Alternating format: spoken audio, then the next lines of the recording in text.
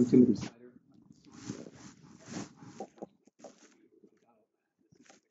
Of a Ukrainian victory. We're all thinking about victory, or at least the end of the war, as we get into May.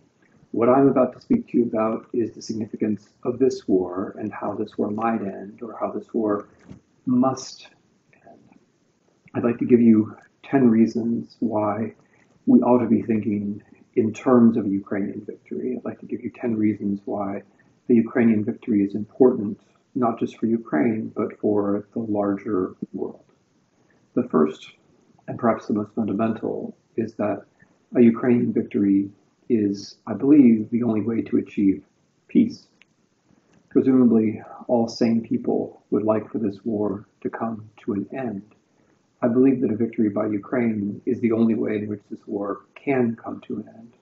A Russian victory will lead to further Russian aggression. A Ukrainian capitulation will lead to the continuation of policies of atrocity on Ukrainian soil. The one way I believe that this war can actually end is with a Ukrainian victory, that is, with sufficient Ukrainian success on the field of battle that Russia believes that it's in its interest to negotiate. Secondly, I believe the Ukrainian victory is important for the security of the region. The only way that the Ukrainian population could be protected is by way of Ukrainian victory. But I believe it's also very significant for the populations of the Baltic countries, of Poland, of Romania, Moldova, that Russian aggression against a neighboring country not succeed. The third reason I believe that Ukrainian victory is important has to do, above all, with the citizens of Ukraine. There is no other way to protect the citizens of Ukraine, I believe, than by Ukrainian victory. So long as the war continues, Ukrainian citizens under Russian occupation are subject to deportation and other forms of atrocity. Ukrainians not under Russian occupation are vulnerable to bombing and shelling. The only way to secure the 40 million Ukrainians is for the war to cease, and the only way for the war to cease is by way of a Ukrainian victory. The fourth reason, extremely important I believe, has to do with the defense of a democracy. One reason this war is being fought is that Ukraine is a democracy. Ukraine has that kind of unpredictable political system which throws up unpredictable combinations, unpredictable leaders. It's that unpredictability, it's that inability to know what's going to come next that I think is so intolerable for Mr. Putin and for this kind of Russian regime. So one reason why it's important for Ukraine to win this war is for a democracy to protect itself. But I believe, and this is my next point, number 5, that this is important for democracies as such. Were Russia to win this war, that would be a tremendous victory for all forces that oppose democracy, for all people who are planning to use violence of one kind or another to overthrow democracies. If Ukraine wins, that is a victory for those who believe in law, who wish to hold elections, who wish to hold their leaders accountable, and especially for those who are willing to take risks for all those important things. Relatedly, and this is reason number 6, a victory by Ukraine is also a victory by a state which has traditionally been seen as peripheral, which has traditionally been seen as colonial, against a power which would like to see itself as central and as imperial. Imperial wars, as we know, especially from the history of the 19th and 20th century, belong to a certain phase of political development. Imperial wars will continue so long as imperial powers believe that they can win them. Every European power and plenty of other powers reach a point where they realize that they will be exhausted by imperial war, and that is, frankly, a very good thing, a good thing for everyone concerned. So because this is an imperial war, a war in which Russian leadership claims that there's no Ukrainian people, there's no Ukrainian state, a victory by Ukraine is important to defend the basic principle that nations are equal and states deserve respect. In other words, a victory by Ukraine is one more push towards a post-imperial world. Speaking of a post-imperial world, my seventh reason for believing the Ukrainian victory is important has to do with the recollection of the Second World War. In Mr. Putin's telling, the lesson of the Second World War is that we need more war. In Mr. Putin's telling, the lesson of the defeat of fascism is that we need more fascism. In Mr. Putin's telling, the lesson of the defeat of imperialism is that we need more imperialism. In Mr. Putin's telling, the lesson of the Second World War is that the word Nazi just means whatever he wants it to mean and can be deployed as hate speech against whoever happens to be his enemy of choice. That is one reading of the Second World War. It's not a reading of the Second World War which should prevail.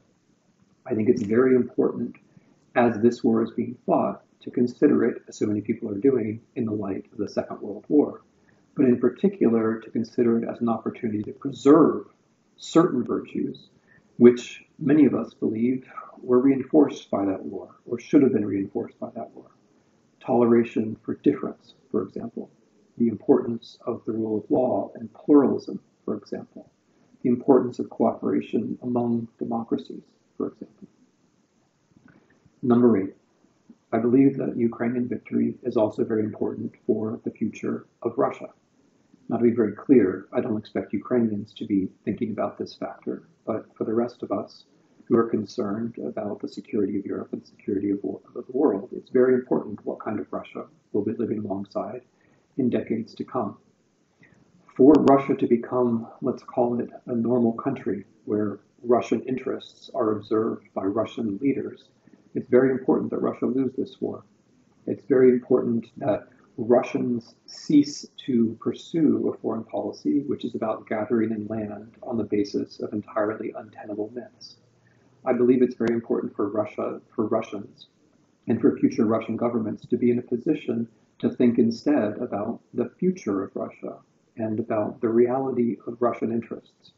And I think a defeat on the battlefield here, although I wish there weren't battlefields, and I wish there weren't a war, I believe that defeat on the battlefield here will be a step forward towards that kind of Russia, a Russia where Russians are able to think about a future away from imperialism, a Russia where the past perhaps weighs a bit less heavily as myth on the decisions of the present, and a Russia where interests can be considered and the future can be considered. Number 9. Ukraine must win this war because Ukraine, as everyone knows, is a major source of food for the rest of the world. In the history of the 20th century, Ukraine has been an object of colonization from all sides because of its fertile soil. In the present war, we observe as Russia illegally expropriates Ukrainian agricultural products, and we watch as Russia illegally blockades the rest of the world from Ukrainian agricultural exports. Should this war continue in this way, people in Africa, in the Near East, and elsewhere are going to be threatened with anticipated and then real food shortages, which will have the consequence not only, I believe, of hunger and death, but also of political instability along the way. A Ukrainian victory and a reopening of world trade would prevent all of that. 10th, finally, last but not least, and in some ways summing up all of these other points, a Ukrainian victory is necessary to help point not just Ukrainians, but all the rest of us towards the future. In a way, the problem of Russian propaganda is a problem that we all share, perhaps in less sharp form. Russian propaganda is all about the past. It's all about how things are predetermined. It's all about seeking some kind of moment at some point in history where we were right and everyone else was wrong. But that's not what we need.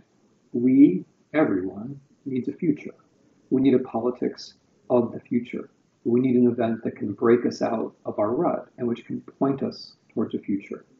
I believe it's very important that Europeans and others help to offer Ukrainians a future after this war in the form of membership in the European Union and in the form of generous aid, which allows Ukrainians to rebuild.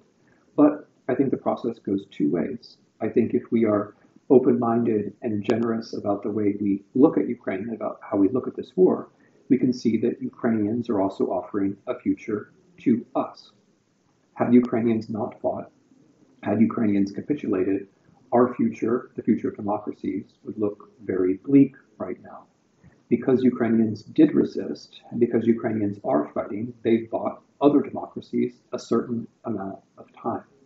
I think this time should be used to think about the future, not just a future in which Ukraine joins other democracies in important forms of cooperation, but also a future in a broader sense, where the Ukrainian victory demonstrates that individual action matters, that people can take responsibility, that the range of possibilities is broader than we think, that there are things that can happen in the future that are perhaps better than we think.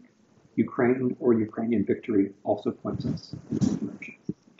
Thank you very much for your attention.